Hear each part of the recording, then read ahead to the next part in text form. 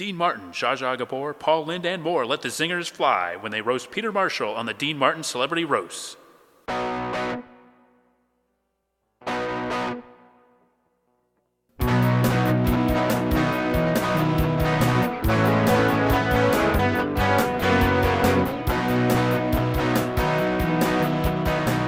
Battle of the Network shows. Join Rick Brooks and Mike Kogel as they explore the TV of the 70s and 80s through hand-picked episodes of their favorite and not-so-favorite series.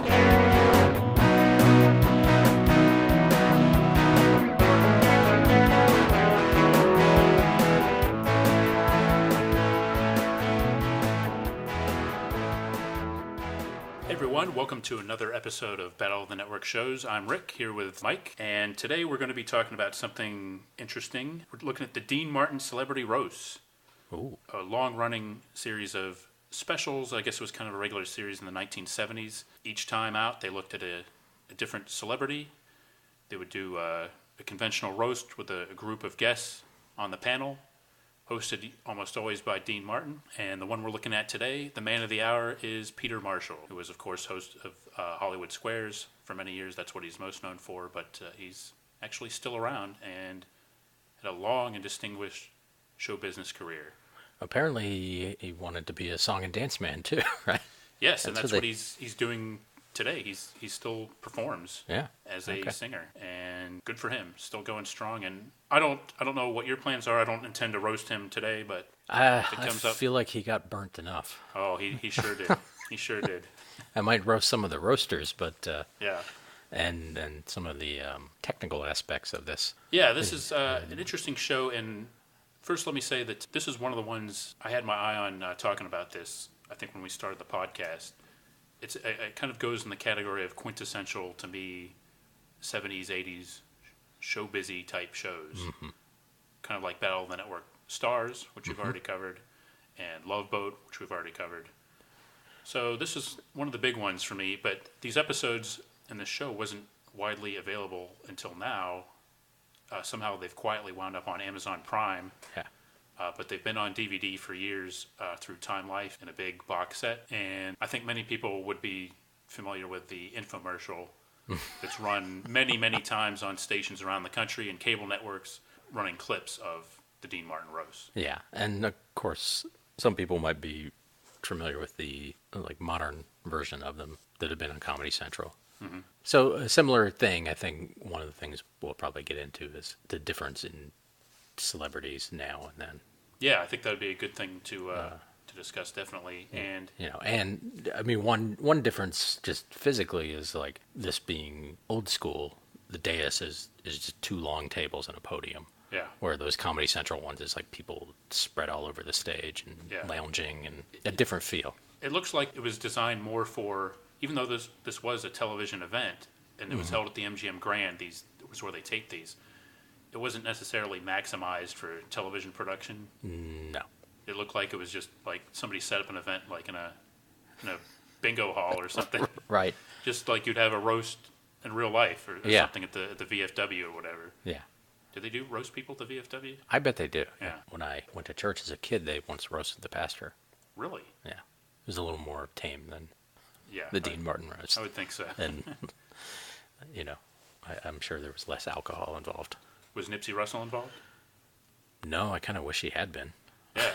And he was not involved in this one we're going to talk about, which is unusual because he seems to be on all the other ones that I've seen so far. Yeah, unfortunately, he wasn't, and Don Rickles wasn't. Yeah, those are two stalwarts that are missing in action on this one. But one other thing I'll mention is that there are shorter versions that are not on Amazon Prime that were aired more as segments of the Dean Martin variety show. Mm. So this series of roasts is pretty much a continuation of the Dean Martin variety show. It sort of morphed into that. So when you talk about how many roasts are there and who they roasted, there were a lot of them that were before they went to the full-length format. Some shorter ones that are circulating out there but aren't on Amazon Prime yet. But the full roast, there's a whole galaxy of superstars and legends. And Peter Marshall. Oh, yes. Wait, no. Oh, here we go already. We weren't going to do that. That wasn't nice. Unfortunately, our listeners can't see my reaction, me shaking my head and or slapping my knee, or Almost knocking over your screwdriver. yes. You're Rick and Coke. I'm sorry. Yes. That's your preferred drink. Thank you. Actually, I can mention when this aired originally. Maybe I should do that. In 1977, NBC was the network of Dean Martin back in those days. And this aired at 10 p.m. on May 2nd, 1977. And let me mention here, Mike, this may disillusion a lot of our listeners. But thank goodness we have our crack research team, because there's an error on Wikipedia, which listed as May 22nd, 1977. But our crack team went back and looked and found out that it was actually May 2nd, 1977. Yeah. Do we know when it was taped? That information. You had to ask that. No, I don't know when it was taped, no. But maybe the crack research team can look into that. Right before on the eve of Star Wars. Among other things. Interesting. Like, yes. I imagine maybe, the next roast might have had Star Wars jokes in it. That could be. And I happened to look at what else was on that night. It was very indistinguished competition. Yeah. But it was 10 o'clock on NBC's, and Sunday nights, I believe, is when you would settle down and watch these roasts. And maybe the 10 o'clock hour was kind of appropriate for some of the subject matter. I can't imagine your typical 7 or 8 year old sitting down and watching a roast, although you probably would have. Remember seeing, like, being young when I saw one. Well, did they run in repeats later or something, like syndication? I don't remember them being in. Not me personally. I don't remember them, but they're mostly known for being in the 70s. But they did resurface in the early 80s. Right. That's probably when you probably saw some of the first run, and I think that's when. Like one thing that interests me is, I mean, we could mention like the likes of Bob Hope, Jimmy Stewart. Yeah. But yet there's some people that are roasted several times. Like Michael Landon being roasted twice fascinates me. I mean, I think that's one of the ones where he was an NBC star. Yeah. So that's why they roasted him again in the Little House era. Right. But it's just weird that they went back and roasted some celebrities twice when they had all these other people to choose from. Yeah. Jackie Gleason. They roasted him twice? Oh no, but he was another big star that they. Jack Benny get roasted? I believe he did. He's definitely been on some of them. Yeah. I don't think I haven't seen that one. Imagine George Burns. Yeah. He was an NBC star in the 80s, at least. Yeah, he might have been on one of the 1980s. In his 80s. Yes. If I recall correctly, the star power might have dimmed a little bit in the 80s. Yeah. I mean, the 70s is, you get that nice sweet spot of a lot of show business legends being around, like Jack Benny, Jimmy Stewart, and being willing to appear in TV specials. Not a TV series, although, Jimmy Stewart was at the time, but you'd have, like, movie stars show up for these things. And right, yeah. It's definitely that period of, like, that crossover of some young, hip sort of people, but mostly either people who are older and have seen their heyday. I mean, some of them are legends, and some of them are. I don't know if Vincent Price is a legend necessarily, but it seems like this is what he was doing then. These kinds of variety shows, and the Muppet Show and game shows. And, right. I think Vincent Price is a legend now, but back then he probably wouldn't have been. It was more like later his reputation sort of crew. But back then he was more like, like you said, this is what he's doing right now. And so you get that crossover errors, and of course, a lot of those older people were working and had worked in like vaudeville and radio, and right. You're getting a whole history of sort of American comedy, I guess. Right, which is one of the reasons I like this so much, and just the style of the humor is very patter, very jokey, kind of old school comedy, which I think I enjoy it in this setting. There's definitely not a plot to this, but I wrote down what I think is a comprehensive list of the roasters. How do you want to go about this? I kind of wrote down each as they showed up. Okay. But if you want to read them off, there's at least one person who was not in the credits. Yes, that's true. And maybe not mention him yet. Well, would you like to... Because I want to spend probably the bulk of the show talking about that one. Okay. Part of it. Well, would you and there are two other people, right, who did bits, and I don't think they were mentioned in the credits. I'm not sure who you're but would you like to go through in order, or would you like to name everybody now, like the dais as they do in the show, or would you like to go through and talk about... Let's name everybody now, and then... Okay. You can let me know if I miss somebody, because I think I had a few... too many Rick and Coke while I was watching this. I got in the spirit of things, and I almost dozed off near the end. Okay, so Dean himself, he starts off the roast master, followed by Joey Bishop, Rose Marie. Now Joey Bishop, of course, knows Dean. Rose Marie, Peter Marshall's Hollywood Squares, frequent co-star on that. She's next, and then Red Buttons, Zsa Zsa Gabor, Orson Welles, Rip Taylor, Vincent Price, Karen Valentine from Room 222. And Hollywood Squares. Yes, indeed. And Ed Bluestone, who was a relatively young comic at the time. Foster Brooks, Jimmie Walker. Who? That's the person I want to spend a lot of time talking about. Jimmie Walker? Or? Jimmie Walker, yeah. Okay. We'll come back to that. Then right around in here is an unbilled person that we can skip over. And Flowers and Madam? Yeah. We can mention Jackie Goat. Like, I don't remember Jimmie Walker being billed. Oh, okay. I didn't notice that. Yeah. Jimmie Walker was not there.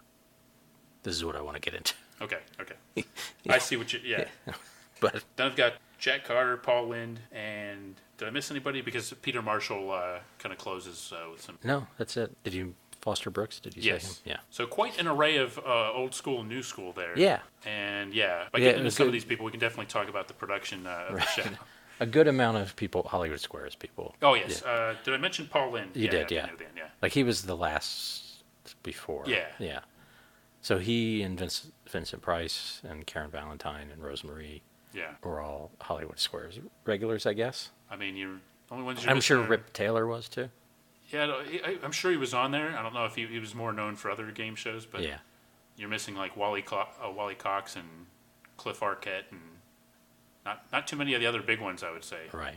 But so they had a strong emphasis on Hollywood Squares, but they also get some comedians. Orson Welles seems kind of random to me. Yeah, but I think his thing might have been the most enjoyable, just from maybe because it was slightly different. Like, he kind of told a funny story. Right.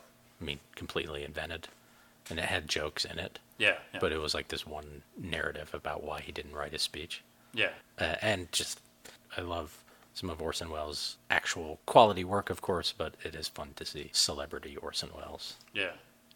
When he was large and probably drunk. And I mean, he's an entertaining guy. I mean, you can see why he was a popular guest on Merv Griffin or whatever and all these kind of shows. Yeah, a raconteur, and he's got one of his weird ties and... Yeah. So traditionally, Don Rickles would have like the closing spot on these roasts. Yeah. But he was not here, so that went to Paul Lynde. And I'd like to think that in the next roast he takes a shot at Peter Marshall. Yeah. Like, he explains that he wasn't there because Peter Marshall was not worth his time. Because that's one of the things he would do too, is he would just go down and rip on everybody that was there. Yeah. In addition to the person that was supposed to be roasted. So. And a lot of the people, I mean, they rip on at least some of the other people. I mean, it seemed like everybody had a Zsa Zsa joke. Right. It was all the same joke. Yeah. She, had been married a lot. Exactly. It's amazing Even that then. joke, Yeah. Like. Yeah, that was a staple of, like, late 80s and early 90s talk shows. Exactly, yes. So, I think my personal favorite was... I was actually I was a little intrigued by Ed Bluestone. I didn't know very much about him. Yeah, I've heard him mentioned almost as like a forgotten comedian from that sort of Comedy Store era. Yeah. I'd heard his name, and he was funny. Well, he was, and it looks like he went out of writing, or into writing, and pretty much out of performing. Yeah. But he had one of the more effective bits, which makes sense because you would expect the comedians to do a little bit better than some of the others. Yeah, it did seem like, from the couple that I've watched, that they like to have at least one sort of younger comedian on. Mm-hmm. Like, Freddie Prinze was in the first one. Right. So I guess he was there representing that contingent. Right. And maybe he had been on Hollywood Squares or something too. Well, a lot of people were on Hollywood Squares, so it wouldn't surprise me for sure. Right. It's just interesting, like, how they do, like, I mean, Red Buttons does his didn't get a dinner bit. Right. Which he did everywhere. Oh, I didn't know that was his bit, but yeah, I was just like engaged by how fired up he was. Yeah, and he would. I think that was his thing. He would like start out, like kind of calmly and ease people into it, and then by the end he'd be just outraged. Never got a dinner. So it'd basically be like these one-liners integrated into, and I don't know if I can remember it, but I don't remember any of them. Like George Washington, who said to his wife Martha before he crossed the Delaware, really, you got to ask me, to pick up eggs on the way home, or something like that. Right. Never got a dinner. And what I enjoyed about this one is you see, like, they keep showing Peter Marshall, like, interacting and, like, playing along and, like, mouthing, like, never got a dinner, before Red Buttons would say it. And just Peter Marshall seemed like an exceptionally good sport throughout all of this, I will say. To me, the best parts visually are when you can see someone in the same shot as the speaker reacting. Yeah, exactly. Because we'll get to that. But, so something like that, or... Like this one, like a few times, like Dean would insert jokes in the middle of somebody's bit. Yeah, that was an interesting thing. Which I like the Bob Hope one. He did that, and they seemed actual ad libs. Mm-hmm. And this one, they didn't. They felt very scripted. Yeah, I'm glad you mentioned that because I thought that was unusual. It seems like he doesn't always do that, and in this one, it's almost like he's heckling the speakers. Right. And it led to an interesting dynamic.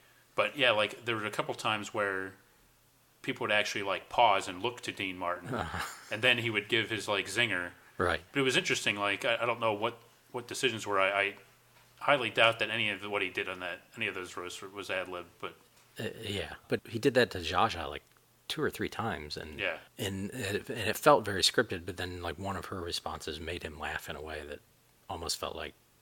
And I can't imagine she ad-libbed it, but they had this exchange about. She said she had been paid $100,000 for a book that had never been published, and then he's like, he knows who paid the guy it was about, and she says that Dean spelled his name wrong on the check. Yeah, and at least he did a good job of reacting in a natural way to that. I mean, that's one thing. I mean, it's very the whole thing is very contrived and quote unquote phony in a showbiz way, but in a good way, I think. A lot of it now, the editing and things is one thing, but as far as like the performances of people in this thing, they make most of them do a good job of making it look like it is spontaneous, even though nobody expects them to be coming up and doing stuff off the top of their head. You do have these moments where they're interacting with each other, and they do a pretty good job of making it seem like it's spontaneous. And you'll have somebody like, not in this one, but like Milton Berle will do that. He'll throw in little asides that is quote unquote planned ad libs or whatever. Mm-hmm.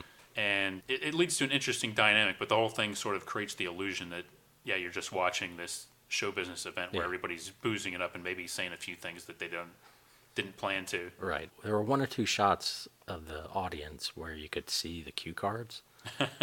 And it seemed like they were like half a mile away. Like they were giant cue cards. Yeah. But like, I guess behind the first area of seats or something. Yeah. So just imagining all these kind of older people trying to read giant cue cards across the room. Yeah, really. I mean, Dean had some pretty thick glasses on, too. I believe this is also, like, Jack Carter interested me. I mean, this is the one he's doing, like... he's doing impressions. Which I don't remember him being known for that. And I really haven't seen him do that, and that's kind of what he's doing in this one, which is unusual, I thought. And he did have a line... that the whole night came from Vincent's Wax Museum. Yeah, that was pretty good. And he's a guy I didn't know much about, but I keep hearing about him. Like he's a big part, mentioned in that Cliff Nesteroff book about comedy, and he just seems like he's like got a reputation for being cantankerous. And yeah, he certainly does. Didn't he just certainly did? Yeah, just recently passed away. Yes. Yeah. But then you see him, and I've seen him on reruns of game shows from that period. I guess he was around a lot. And I recognize him. It's just like not somebody I ever knew by name or anything. Yeah, I remembered him from being on The Odd Couple, like as a guest star, and that was kind of where I was first exposed to him. But definitely another one of those old show busy kind of guys. Yeah. Like not necessarily the Jack Benny old school, but like sort of that nightclub comic, been around a while kind of. Right. Deal. Yeah. There's Joey Bishop. Yeah, Joey Bishop. Now, there's a piece of work. Talk about people that don't have good reputations. He's definitely one of them, but he has an interesting style. Yeah. And he was the actual comedian in the Rat Pack? Yeah, and I think apparently, from what I understand, he wrote a lot of their material and was responsible for like a lot of the act, like when they'd go out in Vegas and actually do stuff on stage. And he was kind of the driving force behind a lot of the comedy, but If you don't believe me, you could just ask him, and he would have told you the same thing probably. Everything I've indicated about Joey Bishop, from what I've read, is that he was very concerned with his own image and a little bit egocentric. Mm-hmm. But he comes off as like very unflappable, and I've also watched in recent years a lot of his sitcom. He had a sitcom for 5 years in the '60s, and he took on Johnny Carson for several years as a talk show host. Right. Regis was his sidekick, is that right? Yes, and they had a falling out, and I think that's kind of a common theme. With Joey Bishop? Well, he had a second banana on his show, and this is something that has come up on a rival podcast. Right. Not a rival podcast, but the Gilbert Gottfried and Frank Sanopadre podcast has come up several times. And I think one of their guests actually said that he had a Guy Marks was his sort of like the second banana on the show, and Joey Bishop, the story is he had him fired because he was getting too many laughs. Uh-huh. So then they brought in Corbett Monica, who was another kind of like lesser known comedian at the time, and then he kind of slid into that role as the on-air in-character manager of Joey Bishop's character. So anyways, now I kind of enjoy him on these roasts though. He's entertaining, and his more dry delivery and style is a nice contrast to some of the more frenetic people, especially on this particular episode. So I wrote down a line or paraphrased a line he had about Orson Welles. Like, why is Orson Welles here? This great man, this shakes, because he always wanted to meet Rip Taylor. Yeah. Yeah, like a lot of the jokes, and something when like the likes of Peter Marshall, nothing against Peter Marshall, but there's a lot of jokes about, why are him not being as big a star as anybody else and not just being worthy of that, the honor. So that's definitely a recurring theme. Right. Rosemarie, most of her jokes were about herself. Yes. Like looking for a date. And yeah, kind of like her character, I guess. That was her character for many years, and I think on the Hollywood Squares there was a lot of that, and of course definitely on the Dick Van Dyke Show. So yeah. I mean, that's one thing is Peter Marshall doesn't necessarily lend himself to a lot of harsh criticism. Mm-mm. He was so good at what he did, in my opinion. He was like perfect in that Hollywood Squares as kind of like a ringmaster and keeping the show going, that there's not a lot that stands out about him that you can lampoon. So yeah, I guess it makes sense that she would kind of do more of a conventional sort of material. Right. And he seems, there at the roast, he seems like a good sport, like you said, and definitely. And actually, I thought his bit at the end, sort of when you turn the tables on the roasters, I thought he was very good. Yeah. I mean, he had some good zingers. Yeah. Who else stood out? I mean, Karen Valentine. You can just see, and I think in Peter Marshall's book, which I would highly recommend, I think it's called Backstage at the original Hollywood Squares. He talked about Karen Valentine and how nice she was and everything. And I think there's like a picture, I remember something like, he's basically saying, he basically captions it as Karen Valentine trying to think of something mean to say about me. And, she just does fine. Yeah. She's not a stand-up comedian, but she has a charisma, and you can see why she was a TV star. Right. In that day.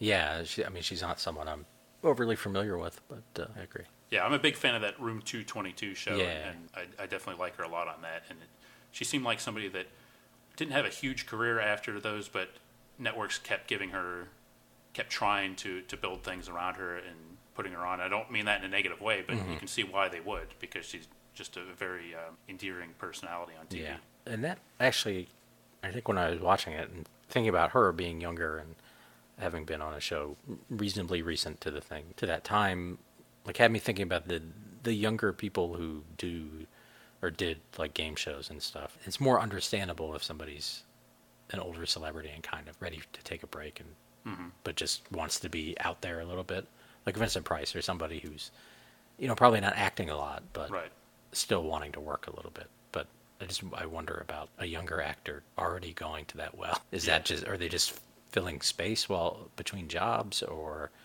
is the game show on NBC and NBC wants to promote them? I don't know if you have an answer. These are things I wondered rhetorically. You're talking about like back in the day, yeah, like why somebody like Karen Valentine would be like a regular on Hollywood Squares, right? Or Match Game, I guess Match Game would sort of have like the rotating, younger celebrities, right? I know our buddy Robert Pine was on there, but yeah. I'm not sure, but it's definitely an interesting dynamic, and I guess in some ways today there's more of a stigma and less of a stigma. like if you look at who shows up on, they've had all these revivals of game shows today. Right. And it kind of has made me think about the whole famous for being famous thing. In this episode, we have like somebody like Rip Taylor is a classic example. He was known for being on game shows and sort of famous for being famous, but in a different way.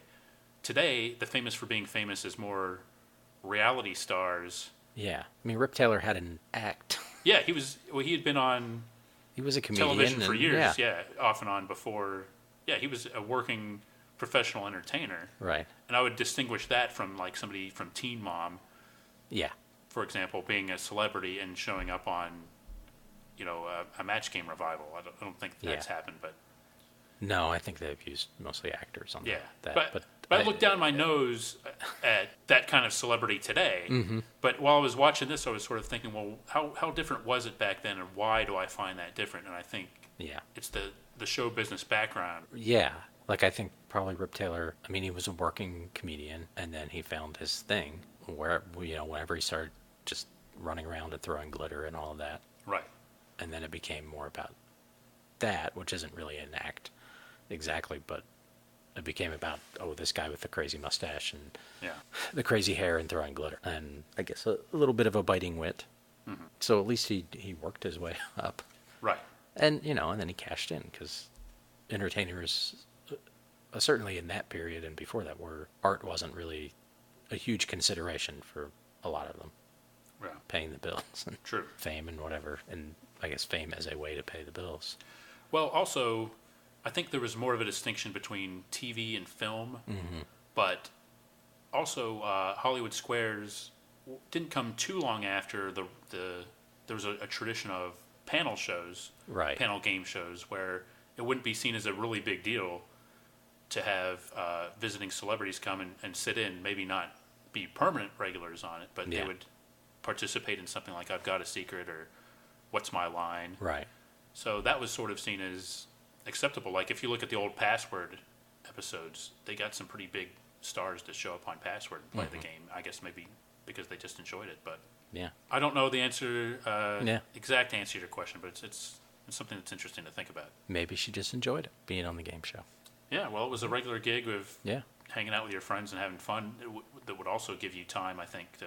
Now, actually, they shot a lot of those because they had like 2 different versions of the show, but it would probably give her time to do other things. And I think she was on other shows during Hollywood Squares, so it wasn't like it was exclusive. Right. And I assume back then they were shooting them in blocks the way they do Right. now, shooting a whole week's worth in a day or something. Correct. I thought Waylon Flowers and Madam was kind of interesting. Just that's something I remember, but Yeah, I mean, did he usually appear on stage with the puppet? Because if he's a ventriloquist, he's not a good ventriloquist. yeah. Well, I remember Madam.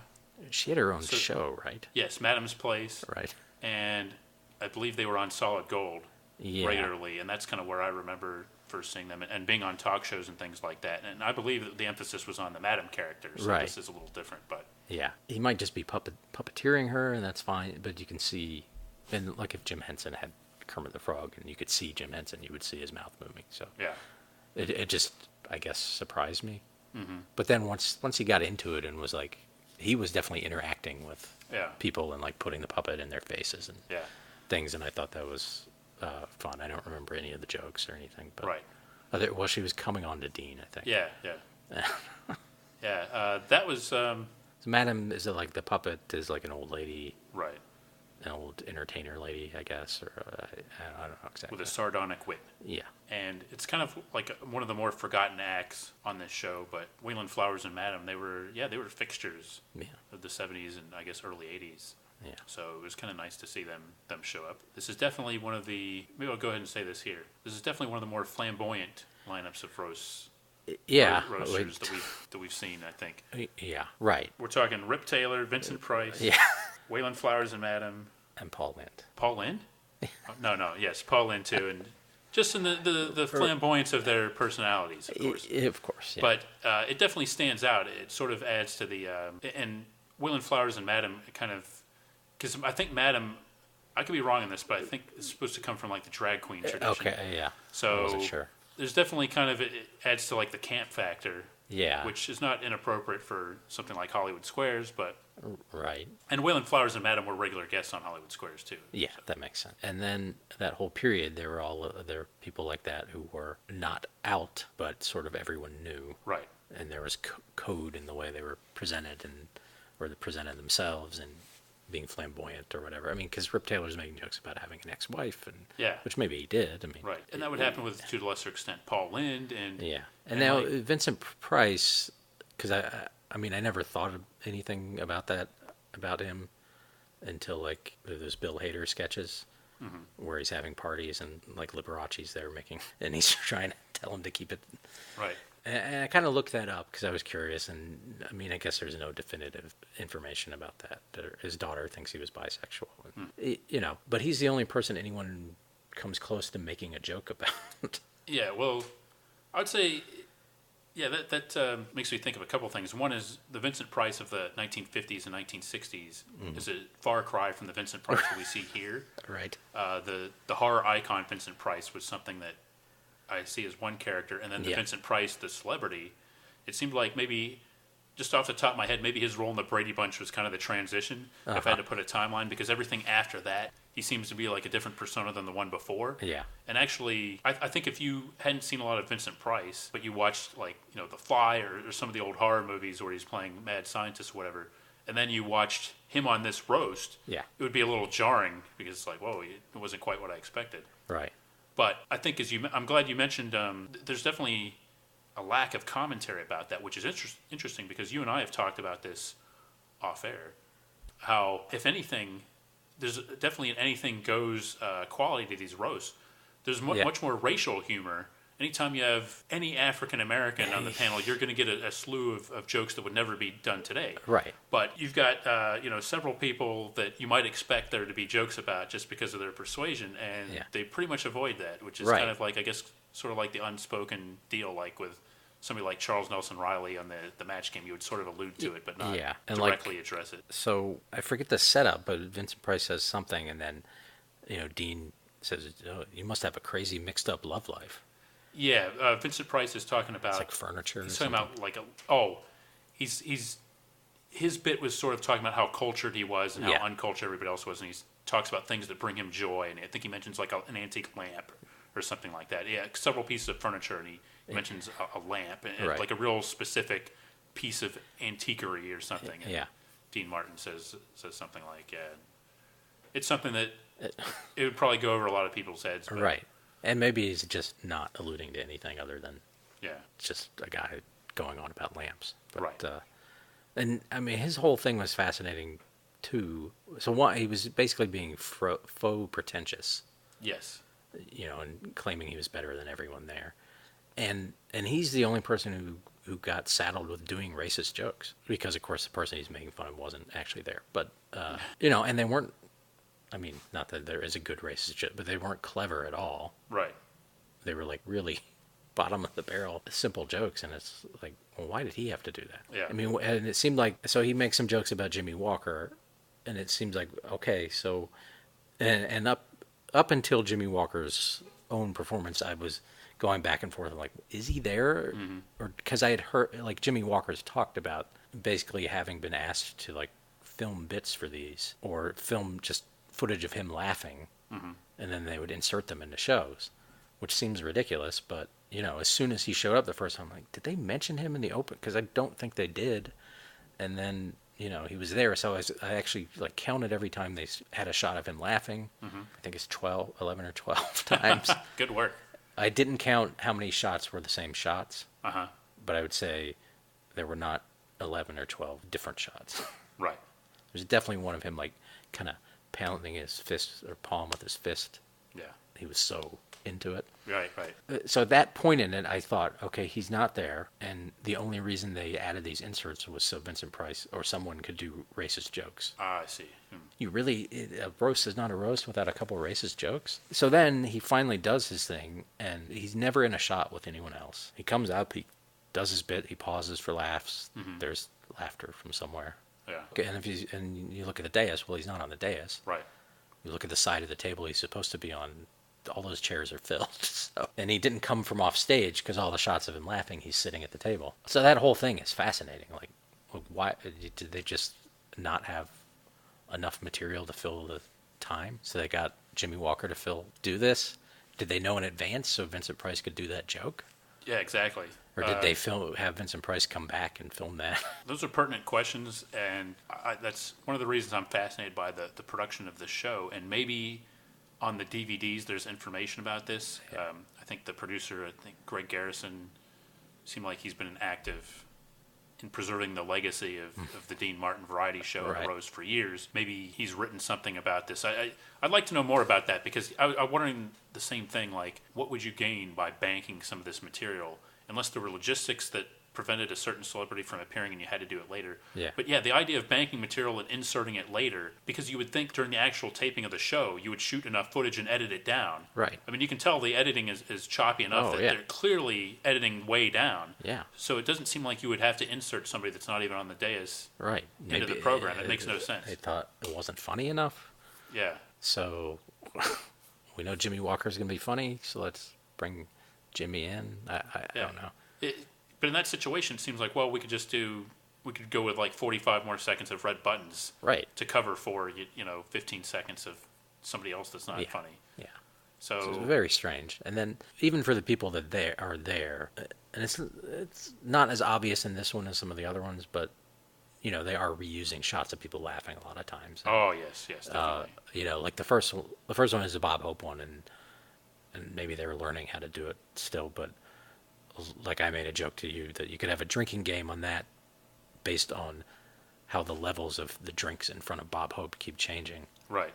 Just from, one joke with the same speaker to the next, like, because he's got like two, it's orange juice. It's just orange juice, right? Sure. 2 tall glasses of fresh Florida squeezed orange juice. Mm-hmm. And the levels keep changing in a way, a very unnatural way. And a lot of the shots of people laughing are like, I think I already saw that shot. Like every shot of Orson Welles looked the same. Yeah. Except for one where he had a cigar. And really, I don't know if it's from laziness or because it looks to me like the celebrities show up and they're in the mood to celebrate and laugh. Yeah.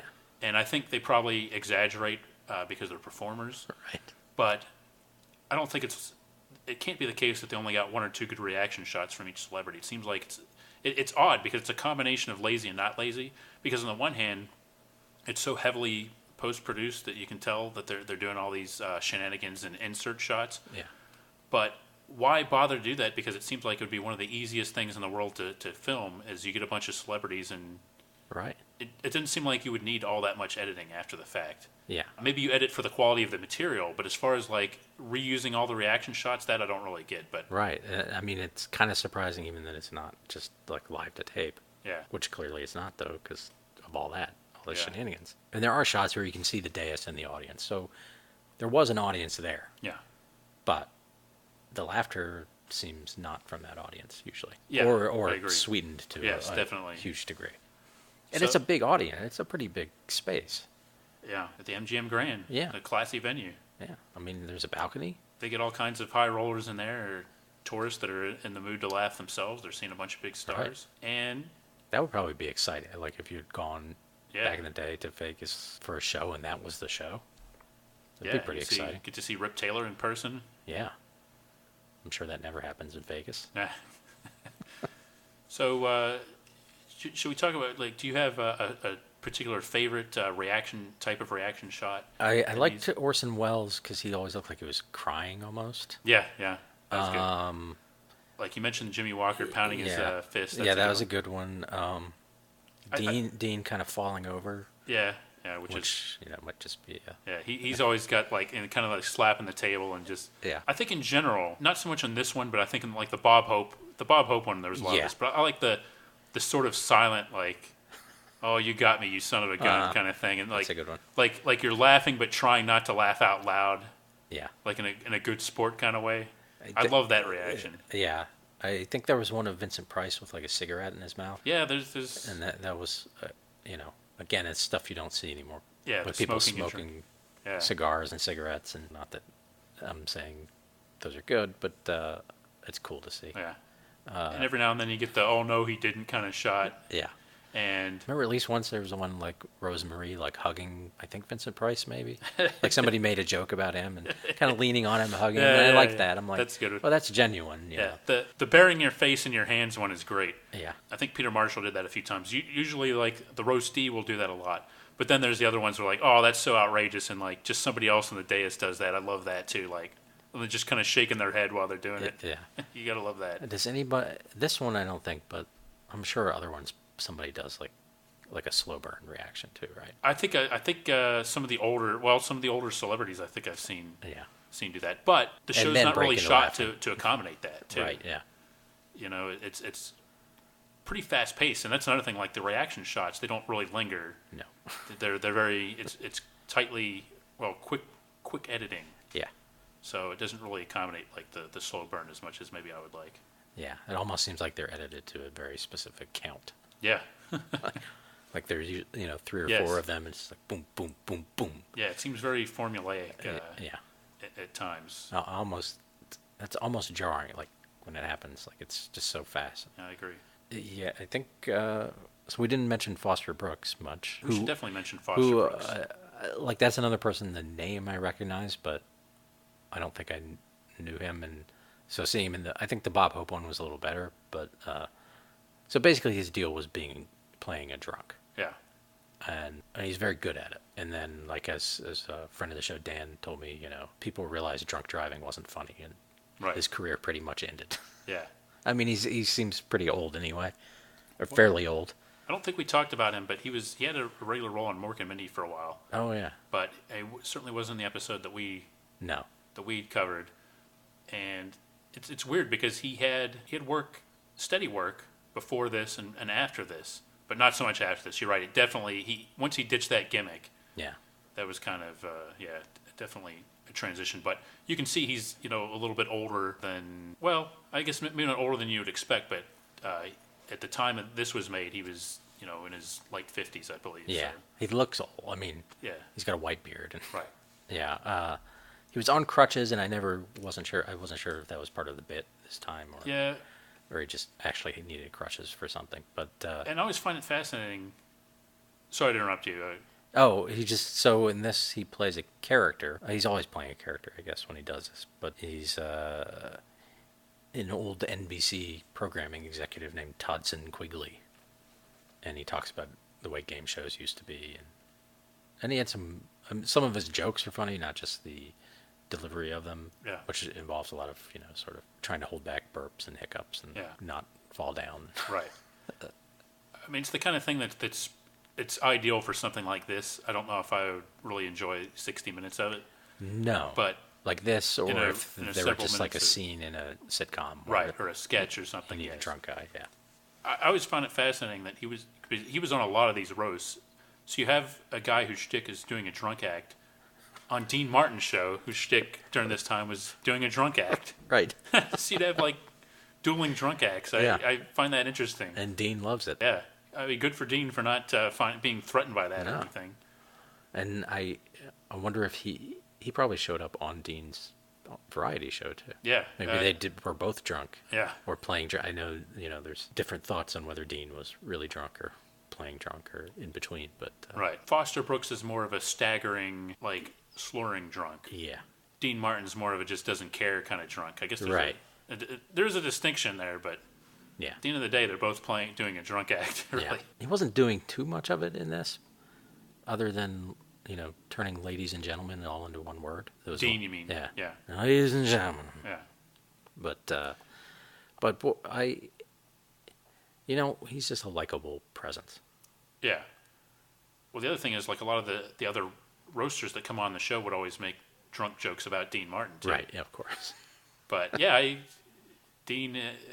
that's the thing he did, and I guess part of the reason they did this format was because it gave Dean less to do.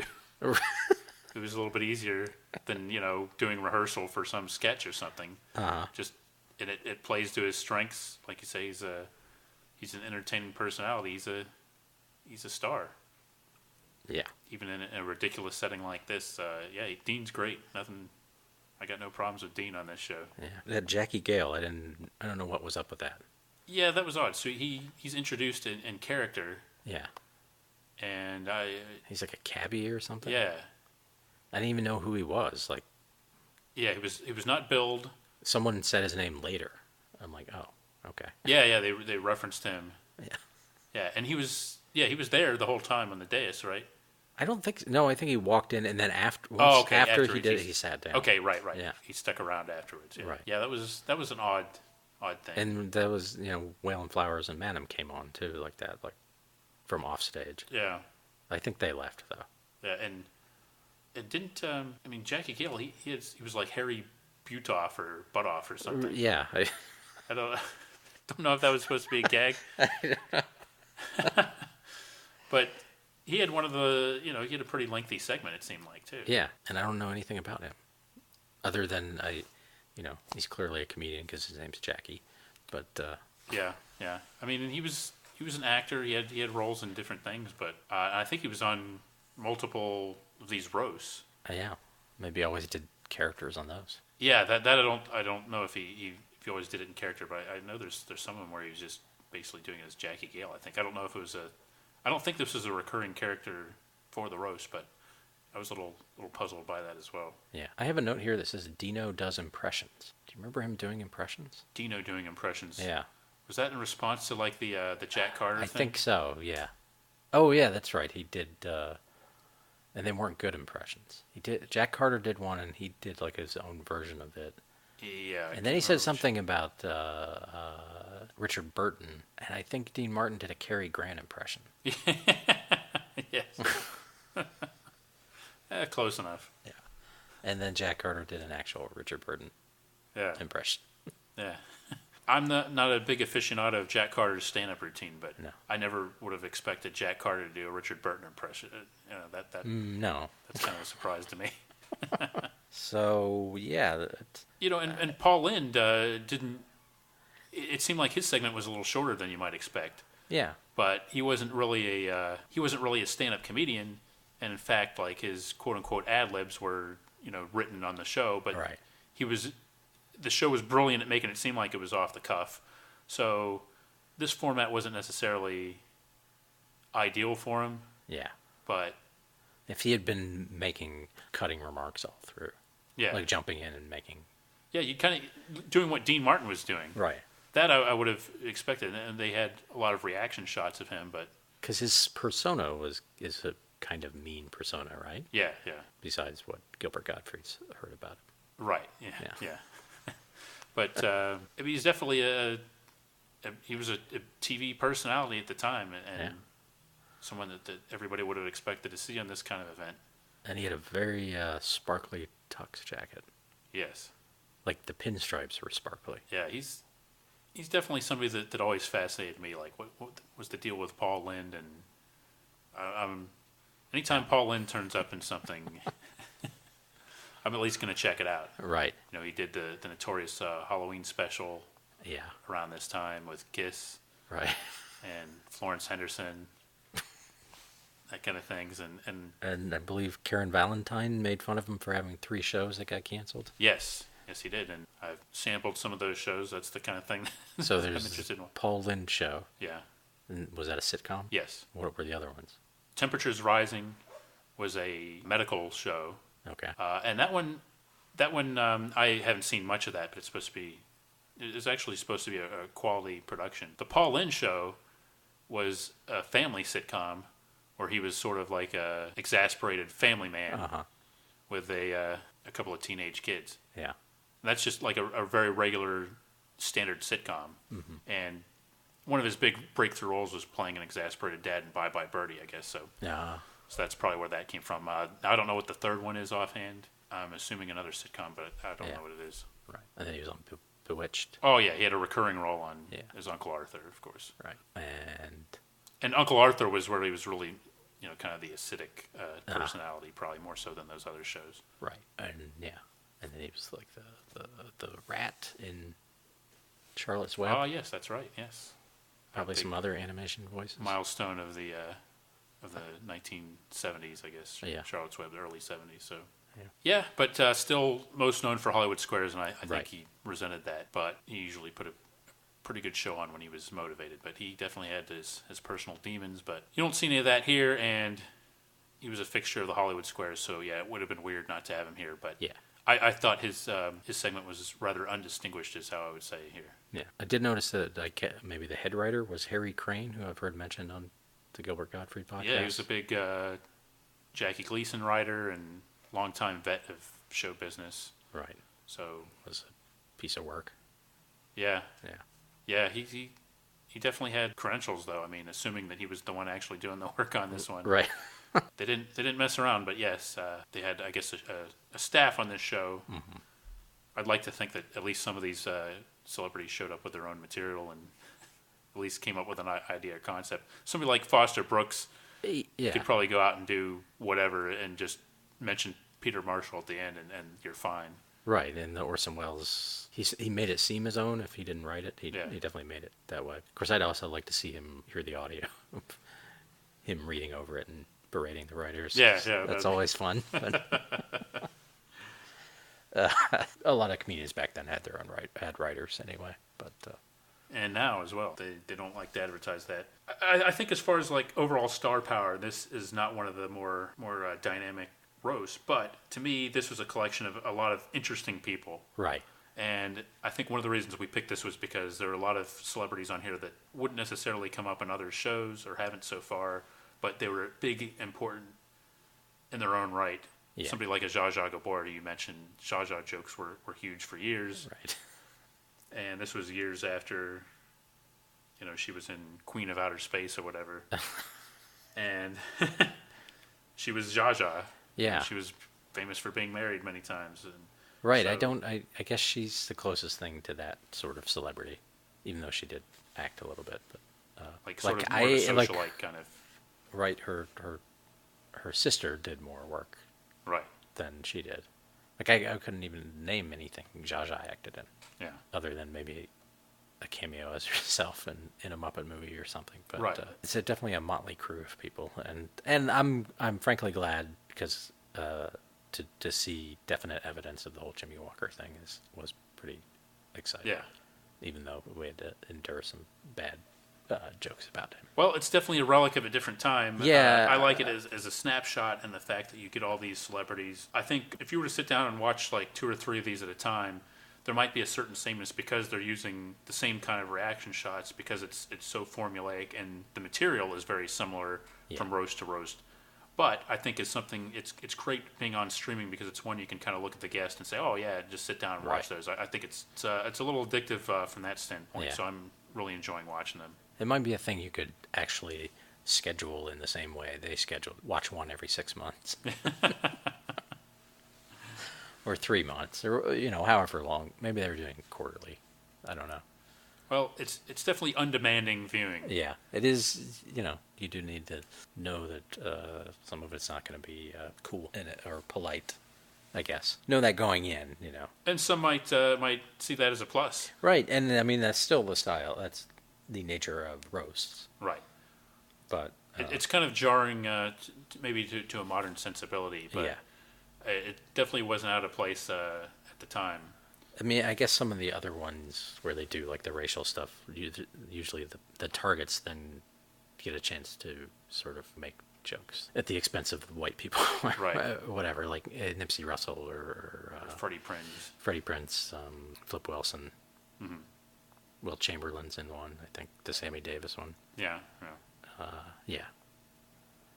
In this case, it didn't really happen, but Well, the Sammy Yeah. Davis one was rife with that sort of thing. But then again, so was like every Rat Pack performance, probably Right. for yeah, 20 years or whatever. So yes, in many different ways, it's kind of the epitome of old show business, and right. I think it's I like the fact that it's been preserved and is still around, because if this was one of the things that I thought I was surprised when it came to DVD, and very surprised to see it showing up on streaming now.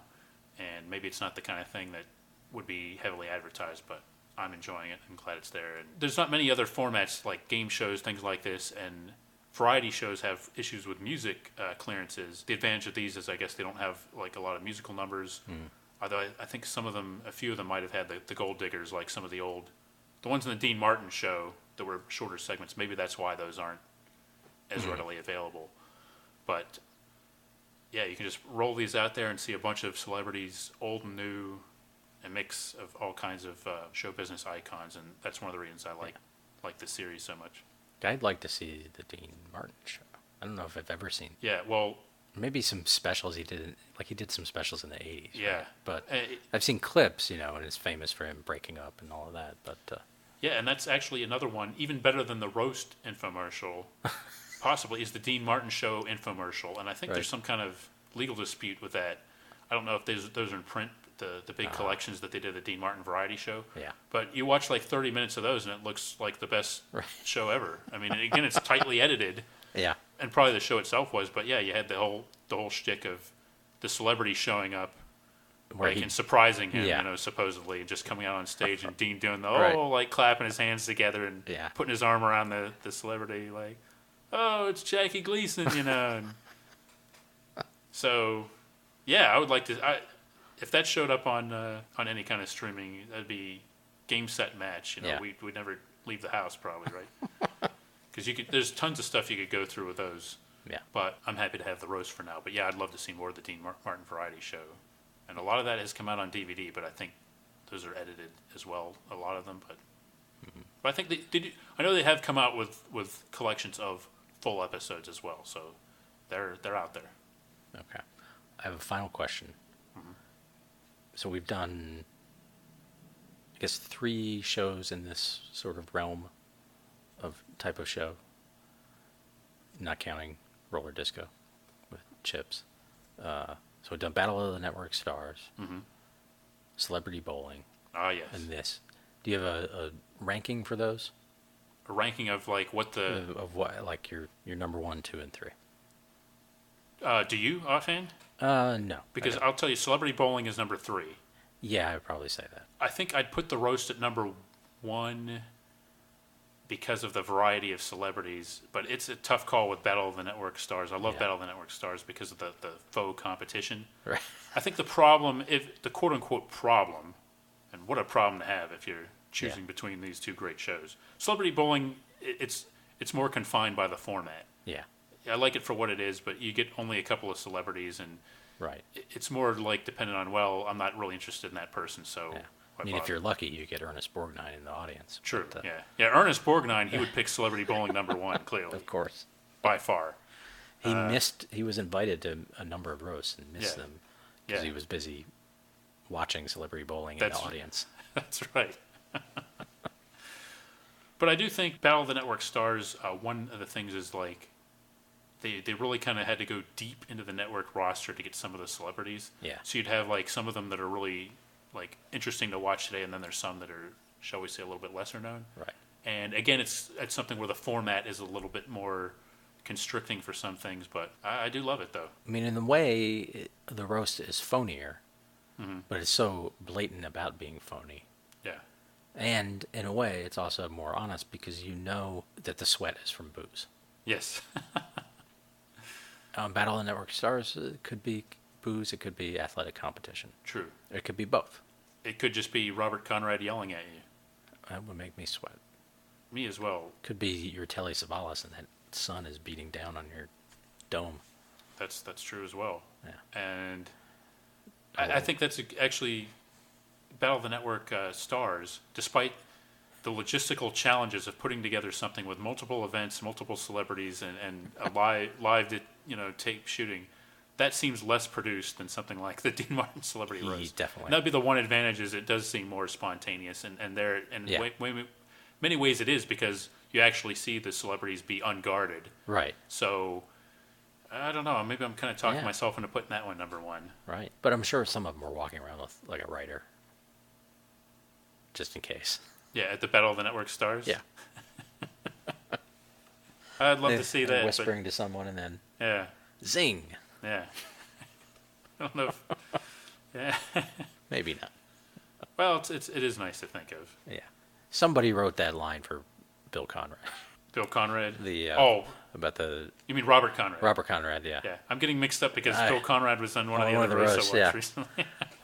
The line about Germans. I'm the arbiter. And Right. Yeah. Yes. Go back to our Battle of the Network Stars. But episode, folks. Italians and Jews and Germans. Yes. And somebody was Irish. Yes. Robert Conrad offending several different nationalities in one bit. Right. That's right. Pat McCormick was, or Pat Harrington was. Yes. They're all Pat. You got Pats and Conrads. Yeah. Maybe that could be another battery category. Pat McCormick, Pat of the year. Yeah, Pat McCormick is probably not safe for this broadcast. Well, maybe not all of Pat McCormick, no. But, yeah. But I think the bottom line is please don't make me choose between Battle of the Network Stars and Dean Martin's Celebrity Roast. It's much like that 8 is Enough Love Boat discussions we've had. I can't choose. Okay. I just can't do it. All right. Let's enjoy them both in their own right. This episode brought to you by Old School Celebrities. Happy to stick it to each other because they'll probably forget it all in the morning. This episode also brought to you by the Dean Martin Celebrity Roast Editron 77. Jimmie Walker add-on now included. This episode also brought to you by Booze.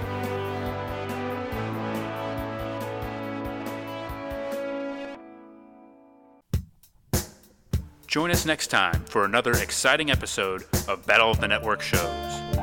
Learn more, leave feedback, and suggest future episodes at battleofthenetworkshows.com. Follow us on Twitter at BatNetShows and like our Facebook page, facebook.com/Battle of the Network Shows.